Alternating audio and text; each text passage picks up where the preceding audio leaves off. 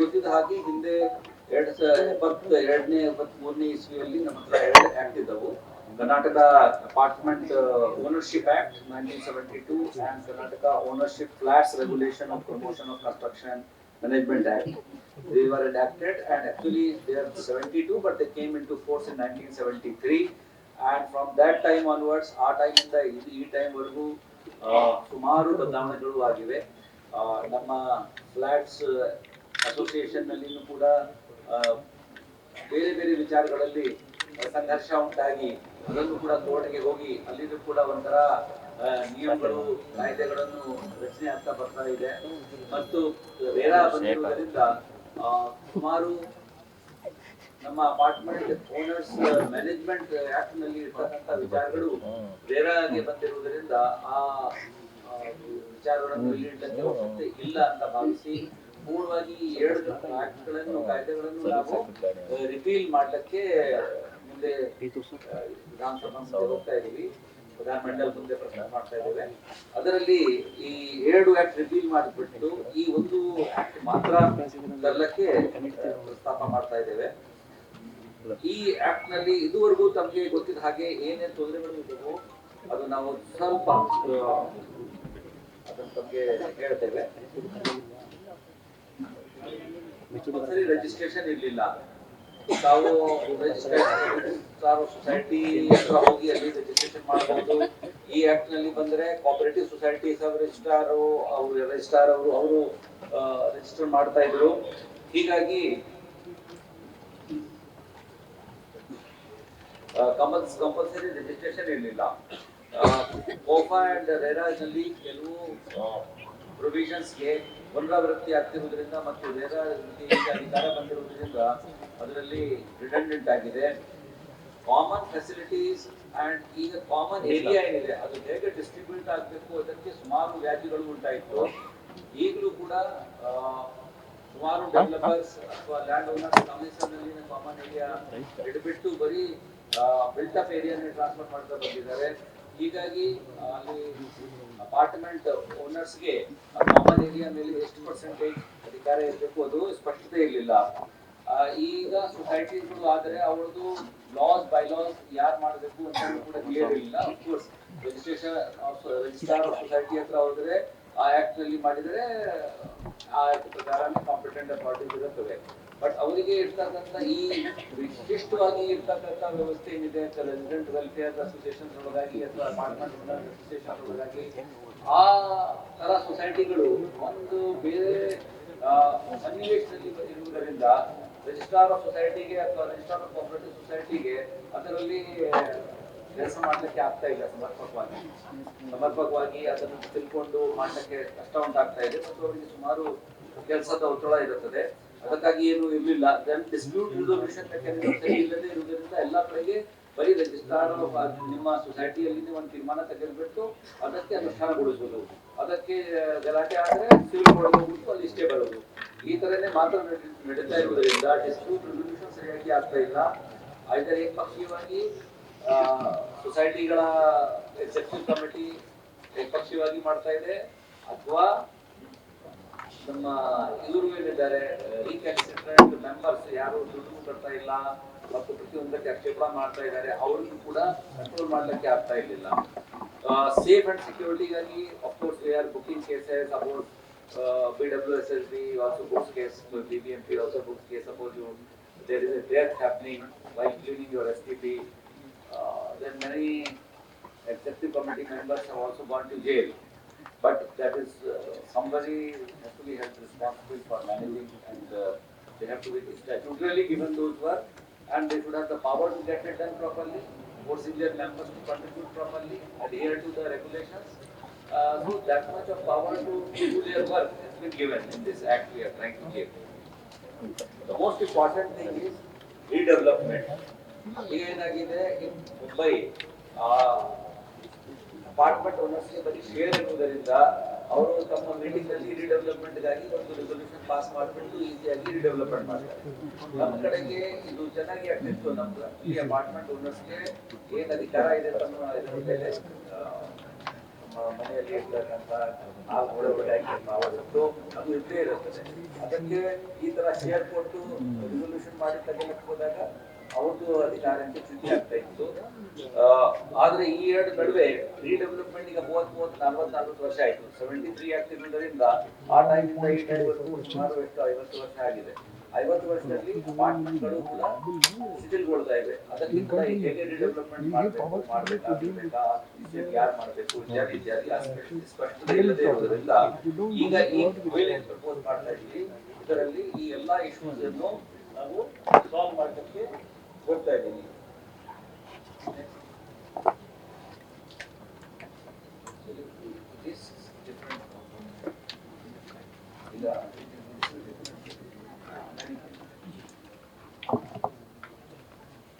Now, for this new act will be applicable to all apartments. What is the definition of apartment? And the development is also defined. That is our honorable minister has given clear direction as to how it should be done, because there was a problem of villas and apartments which have got ಸಚಿವರು ನಮ್ಮ ಸಾರಿಗೆ ಸಚಿವರು ಸುರೇಶ್ ಸಾಹೇಬ್ ಬಂದಿದ್ದಾರೆ. ಅವರಿಗೆ ಕೂಡ ಪರವಾಗಿ ಸ್ವಾಗತಿಸುತ್ತೇನೆ. ರಾಜುಗೌಡ ಸಾಹೇಬರು ನಮ್ಮ ಮಾಜಿ ವೈಸ್ ಚೇರ್ಮನ್ ಪ್ಲಾನಿಂಗ್ ಪರವಾಗಿ ಸ್ವಾಗತಿಸುತ್ತೇನೆ. ಸೊ ಈಗ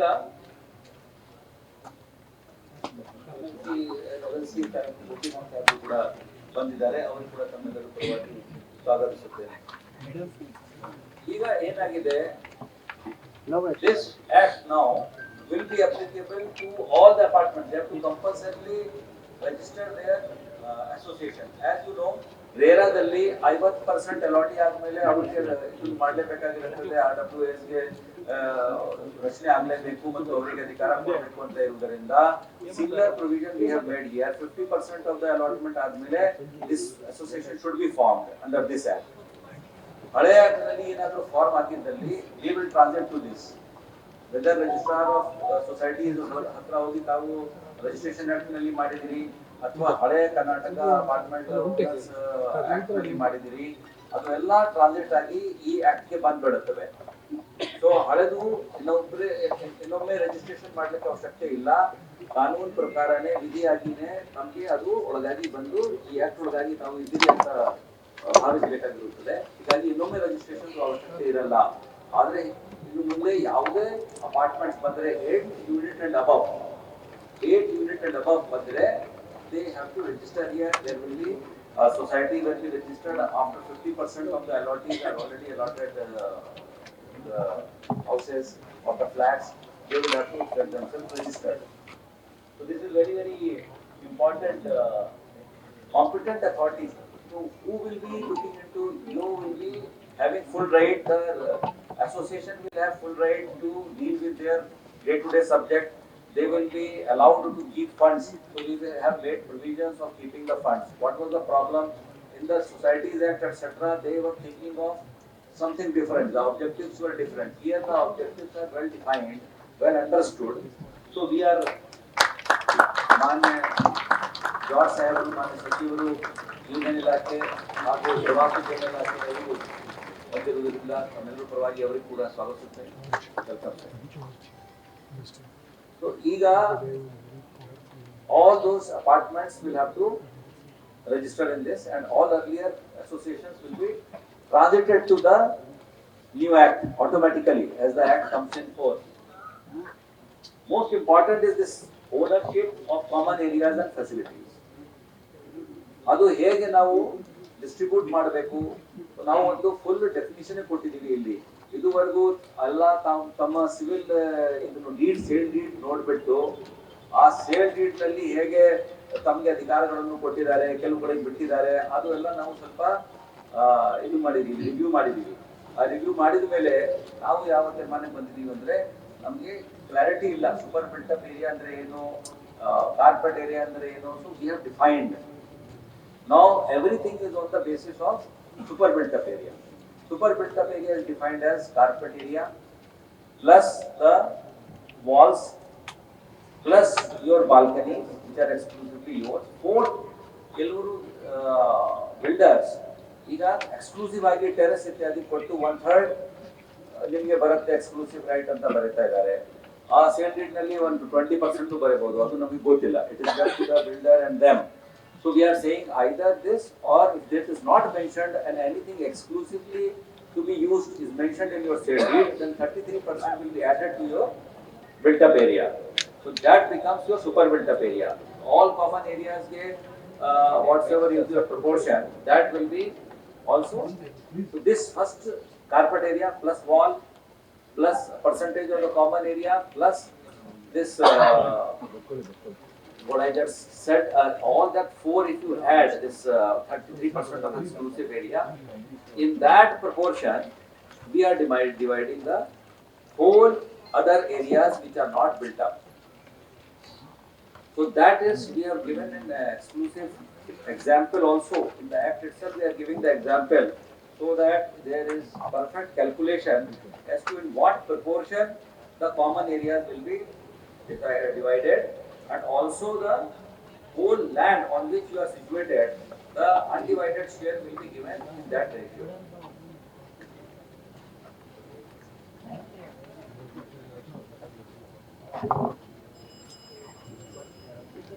This undivided share calculation is in detail given. Actually, now we have not shared the draft bill. Maybe now we will have to share the bill right now. Over. And your suggestions are also taken, and you can also read the dispute resolution mechanism is like this. First, you resolve among yourselves, your student etc. will be empowered, but they are not in a position to do anything. Then they go to the one group B officer, will be the officer with the competent authority, who is also looking into your bylaws, laws. You have to file it with the competent authority.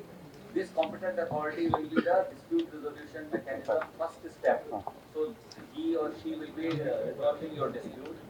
Then it goes to the first appellate authority, who will be Group A officer, junior class 1 officer, and he or she will again look into your problems, and that is the first appellate. Second appellate authority is the senior scale case officer. So let us say in our normal parlance, the ADC is the senior scale. The AC level fellow is the junior scale appellate, and B class is equivalent to the Tehsildar, but Tehsildar is not listening here. It is in the your in the municipality, the equivalent rank officers will be there. The CMC in the corporation, there are so many officers to which it can be delegated. So accordingly, it will be delegated, and those fellows will be passing orders. This is the escalation.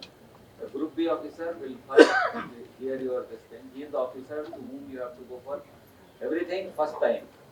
And then it goes the first appellate authority and second appellate authority. Since we have 2 appellate authorities, we have removed the civil court jurisdiction for this purpose.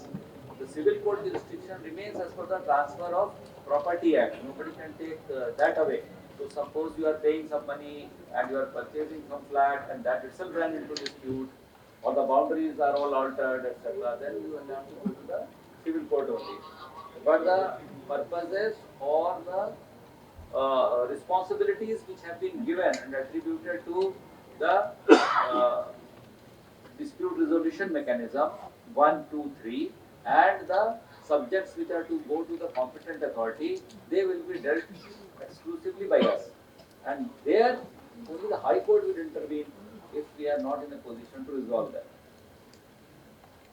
Now, the last time you had asked, this was not there. It has come from last time. Common capital fund ಮಾಡಬೇಕು, expense fund ಮಾಡಬೇಕು, and third profit fund ಮಾಡಬೇಕು. ಈಗ the problem is that actually you should not have got any profit as such, because you are supposed to collect the money and just see that you balance out your expenses. And for the capital, for the major redevelopment or major building maintenance, etc., you have to go to the capital fund.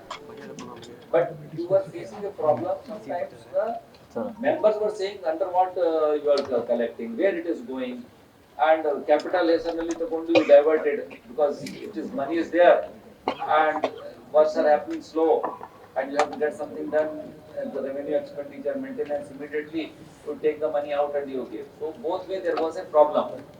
So we have now defined all this, and we said that you will be lodging your accounts. I am very sure that many of us are not filing. I am also in the apartment board as well.